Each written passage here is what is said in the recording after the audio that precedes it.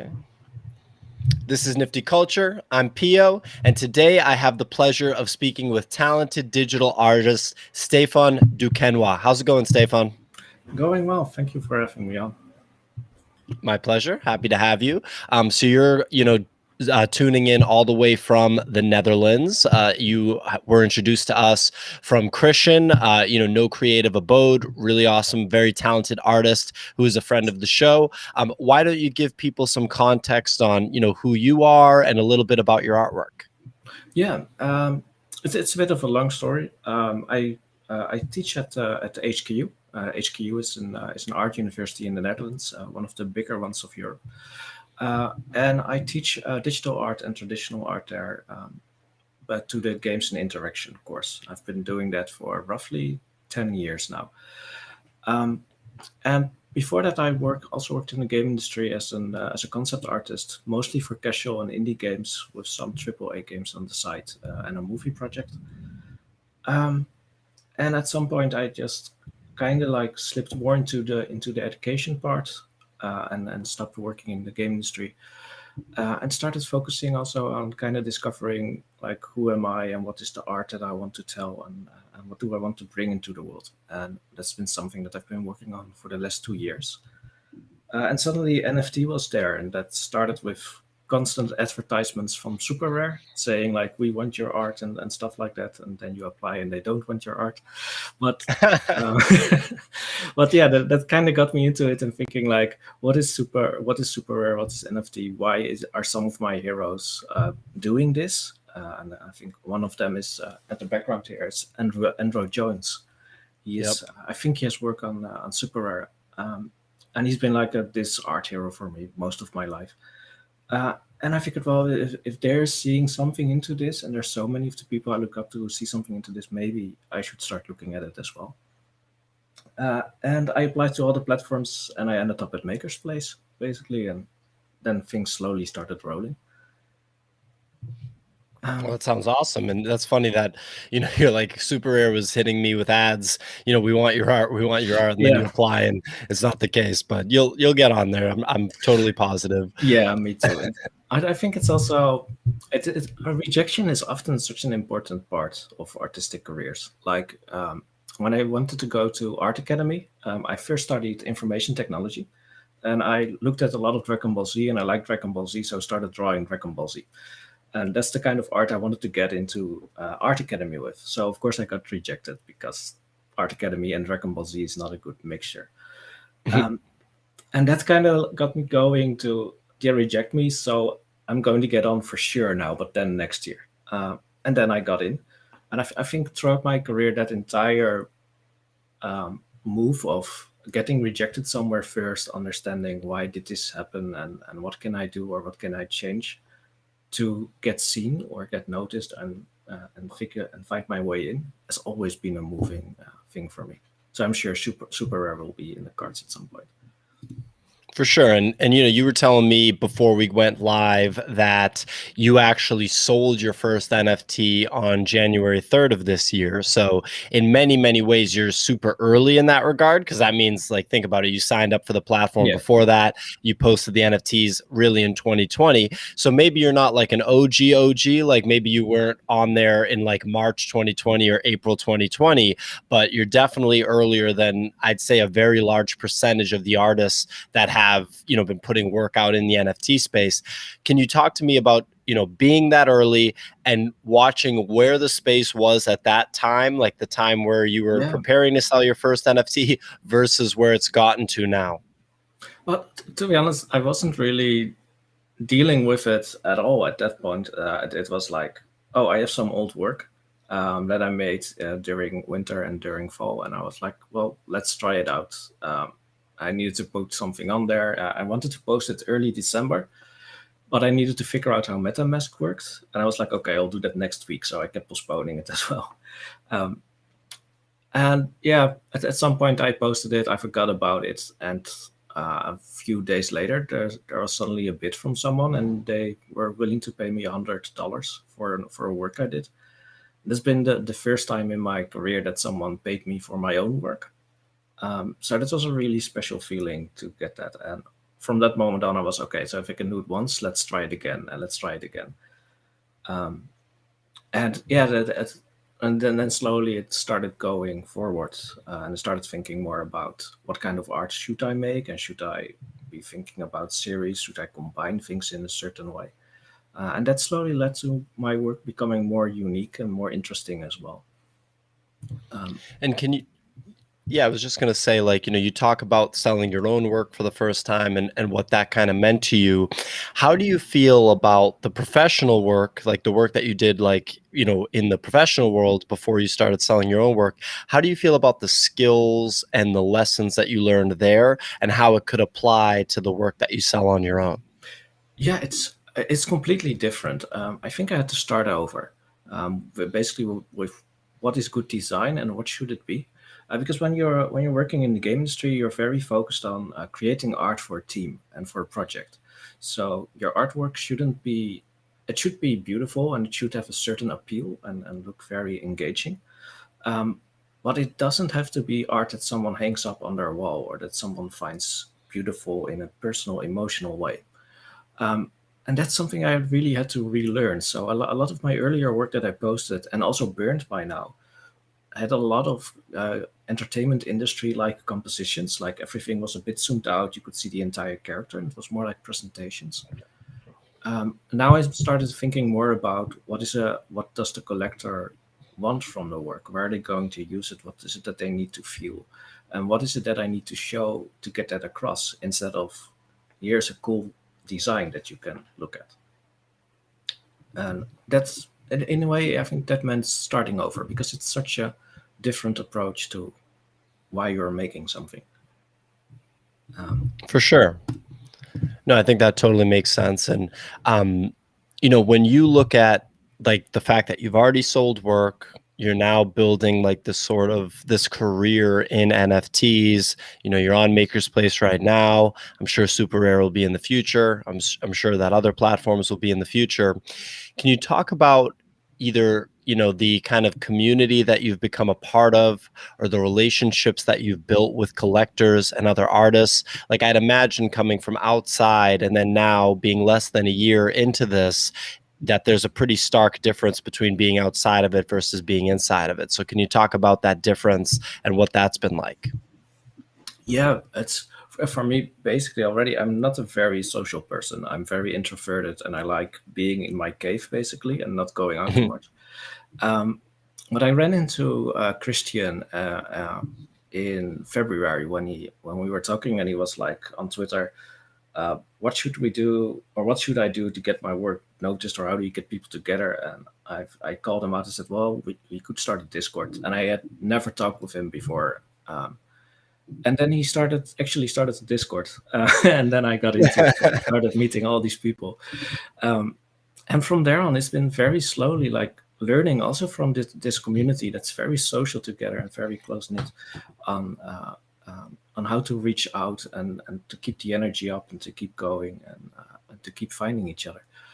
And I think that community core is such an important thing in NFT, is that we got all these small little communities now spread out through the space, and they all have like this own little culture, this own attitude of how they want to get things done. And I think as an artist starting out in NFT, finding one of these cultures to get into and to click with, it's probably one of the most important career decisions or steps to take.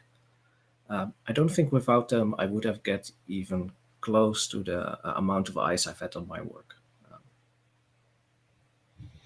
Yeah, I could totally see that. And community and NFTs is such a big part. And Christian, friend of the show, shout out to Christian, No Creative Abode, is among the best that I've, encountered myself when it comes to like that community and bringing people together. Like, he's referred so many artists to us, you included, that have just given us awesome interviews and insights into the space. And so I'm not surprised that, you feel so strongly about that relationship and what's come from that. So, let's pull up some of your work here. So we'll start with your Instagram, because you said that there's some older stuff on there, some sketches and things like that. And I want to take a look at those and see maybe how those ended up turning into the work that, is featured on the sites. So this is recent work we're looking at here, right? Yeah. Okay, and this is all digital. Would it be digital sculpture? It's Is that what you'd call it? yeah, it's all 3D sculpture mostly, and I mix a lot with procedural tools. So like all the ornaments, flowers, and stuff that I use, these are all generated with procedural algorithms that I've wrote. I really like art, but I also really like math. So it's like a perfect combination of finding that in my work. Okay, so I didn't know that. So this is, effectively, sort of, would it be almost generative art? Would that be kind of the term Yeah, for it? it's I think everything that's not a character or like a really clear model, like the skull, for example, here, is generative. Wow, awesome. And when did you start doing that? It's a bit of a weird story, actually. Um, I really started doing this stuff like 2 or 3 years ago, and it was because there was this guy sitting in the train next to me, and he had like tattoos and stuff, and I had no idea what to draw because I've been like starved of inspiration for 5 or 6 years, and I thought, let's just draw something that this guy next to me will remember. And yeah, then I basically just started drawing some skulls, and I figured, and I was thinking in the train, going like, okay, I need to make this more interesting. So what if I change this? What if I change that? And I started thinking in little algorithms to change things. I've been working a lot with machine learning just before that, so I was already thinking in algorithm a lot at that point. And then that just started tying into each other, and from there on, I started playing more with my own work. I started picking up 3D. When I drew this, I didn't do 3D yet, so I've only been doing 3D work for like 2 years now.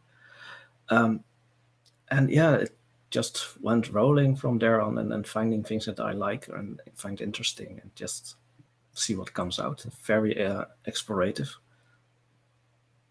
It's awesome, man. Yeah, and these are some sketches right here, and I see the skulls here. So do these sketches kind of serve as the basis for some of the work that we're looking at? Yeah, it's. I tend to draw skulls because I find them really easy to draw. I was like your typical goth emo kid in art academy and in high school. So that's bless you. I tried to hit mute, but I couldn't get to mute in time. It happened really fast. It happens. I have it a lot during class as well. But yeah, the skulls is just something I very comfortably draw, and then I attached things to it, and then I try to do that in my own work as well. Awesome. And yeah, I think that the technical skill kind of shows when we look at these sketches and then we kind of look at the work afterwards. So let's take a peek. We're going to take a peek at some of the work that is on Maker's Place right now. So some of this is available for purchase right now. Is that right? Yeah. Okay. So anyone watching, you can pop onto Maker's Place and check it out. So here we go. All right. And so I see some of the, is this the flower work you were telling me about before? Yeah, flowers. That's something that I'm currently working on. It's a series about flowers, and it's like very directors. And I pick a certain flower. I write a little story about what the flower symbolically means, and then I try to play with that concept in an artwork. It kind of started as a series about basically for me to build up a little bit more of an asset library and have some more things to work with so I can produce art faster. But it very quickly became something that I really love working on. And I can't imagine myself stop using flowers after this series. So I'll probably be continuing it for a long time. But yeah, it's a lot of fun for me to work on this series, to keep finding ways to mix feminine energy in combination with things that grow and bloom, and all the different symbolic meanings that we attach to that. For sure. And can you talk a little bit about the mechanic that you were discussing about the structure of how this work works? Yeah. Yeah. So the idea was to set this up as like a season, and the season ends in September. Right now, I'm working on a total of 9 series. 4 have been released so far. There's still going to be 5. I'm releasing the first 8 in editions of 10, and the last one will be released in an edition of 1. When the last one sells, I'll burn everything that hasn't sold by then, because that's like the indication that the season is over, and then I'll start work on a new series. And I think it feels good to just clean cut everything that's under. I kind of went with this because I was, as an artist, I found it hard to justify for myself to only do one once. Because I think that the industry of the NFT space is still growing. It should be bringing in new collectors, and we shouldn't only be focusing on existing collectors. So I want to have works available and that are affordable for new collectors to get as well. And this was for me a way to do it, to say like, here's 8 pieces, they're in a larger edition count at a lower price point. So everyone could potentially get them. And then by the end of summer, there's going to be something I hopefully will be worth your investment when the remaining ones are burnt off. And yeah, that's I hope it works, and I hope it gets more people into NFT as well. And so far, it's been selling mostly to new collectors, so I'm especially happy about that. Awesome. And I think that's so cool that it's kind of a creative angle on the burn mechanic, on the way that the work is structured from like a technology perspective, like because it's flowers, you're going to burn them. Anything that hasn't sold, it's the end of the season. And I think that we'll see that more and more from artists. Like they'll kind of understand that that's really part of it too. And the technology and the structure of the NFT medium, or the NFT kind of platform, allows for you to actually make the drop a creative piece of art too. It's kind of a part of the artwork, right? Yeah, I think this is really like the biggest addition that NFT does on an artistic level to digital art. Is it gives us a way for art to not be forever.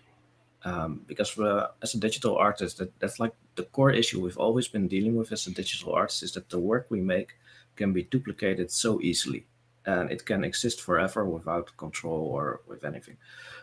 That's in a way that's really charming that your work exists forever. On the other way, it's also a bit of a mechanic that takes a lot of value out of your work.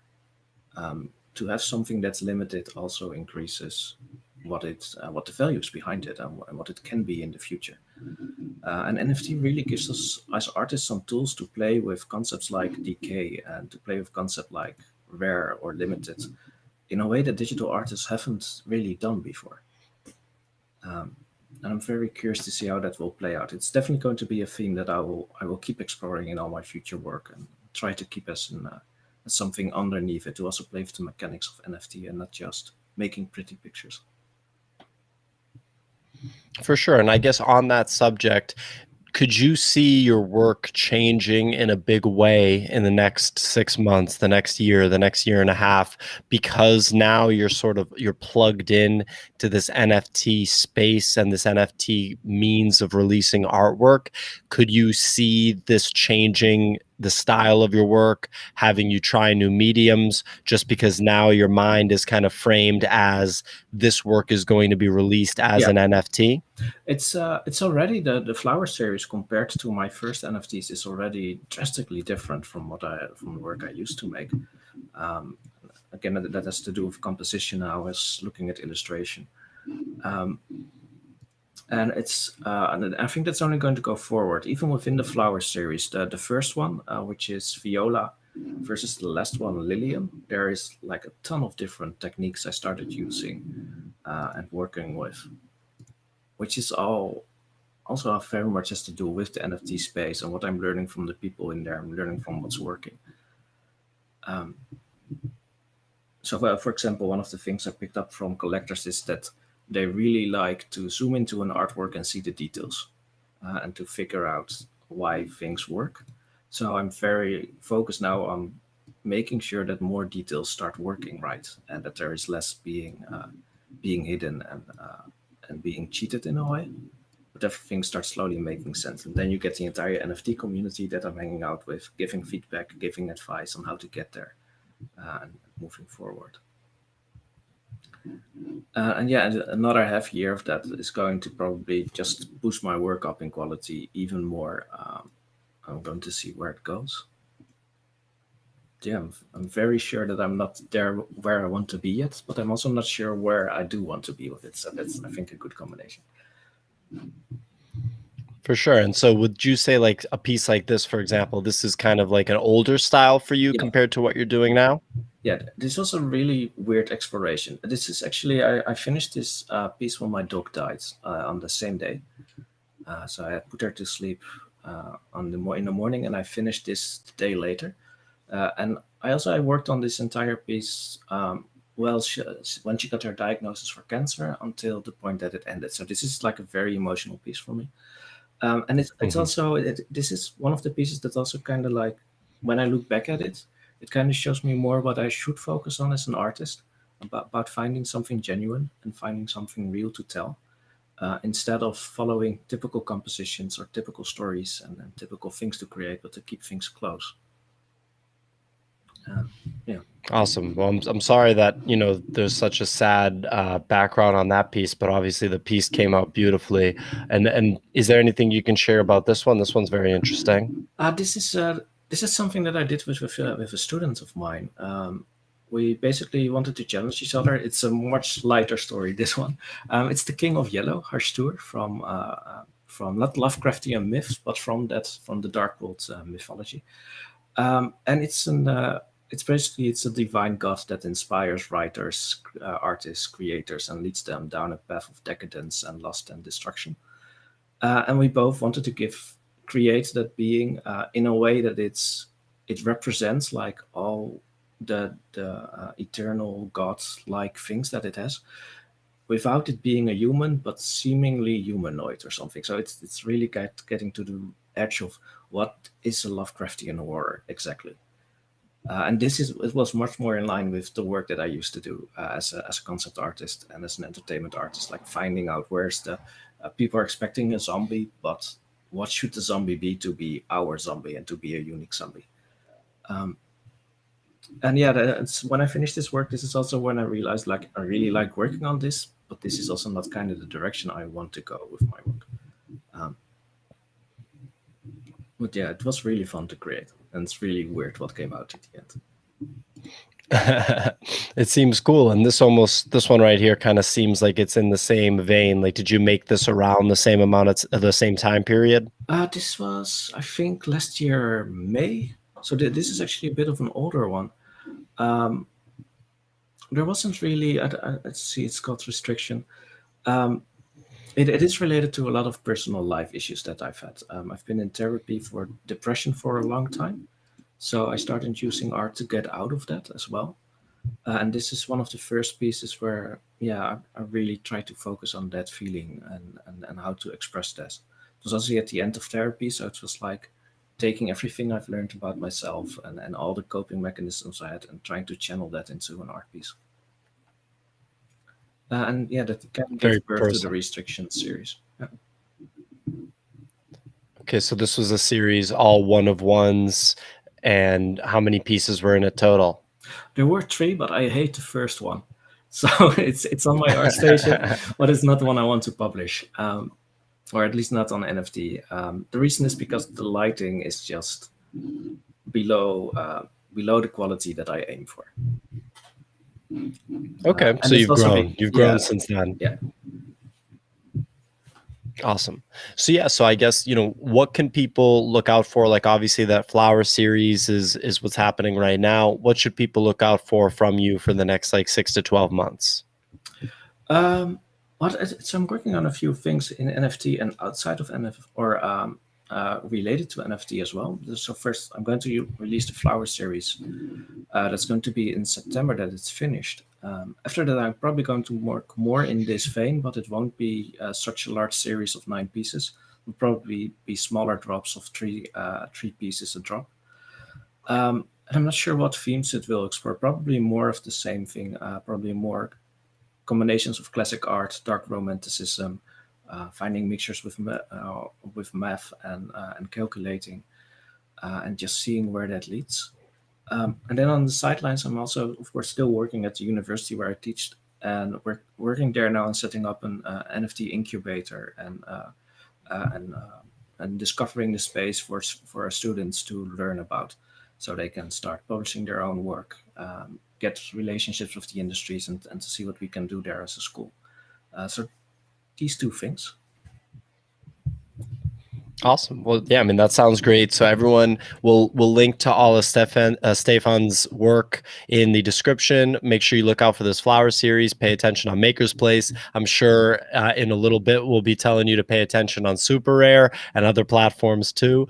Stephan, thank you so much for joining us. Yes, and thank you again for having me. It's wonderful to be on.